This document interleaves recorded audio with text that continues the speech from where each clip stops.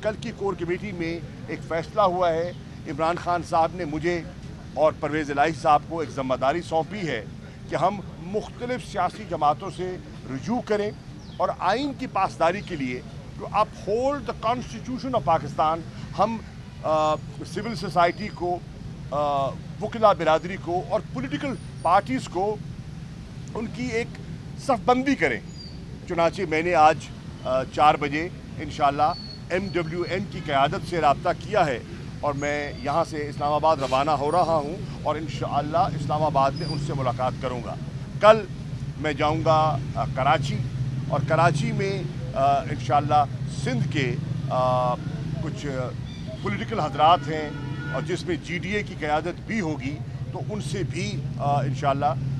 एक अफ्तार पर मुलाकात भी होगी, तबादला ख्याल भी होगा और तहरीक इंसाफ का मौक़िफ़ जो है मैं उनकी खिदमत में भी पेश करूँगा। एजाज़ चौधरी साहब से मैंने दरख्वास्त की है कि जमात इस्लामी के अमीर जनाब सेनेटर सिराजुल हक साहब से वो रुजू फरमाएँ और उनसे भी किसी डेट का उनकी सहूलत के मुताबिक तयन करें ताकि मैं उनकी खिदमत में हाज़िर होकर उनसे भी बात कर सकूँ और दीगर जमातों के साथ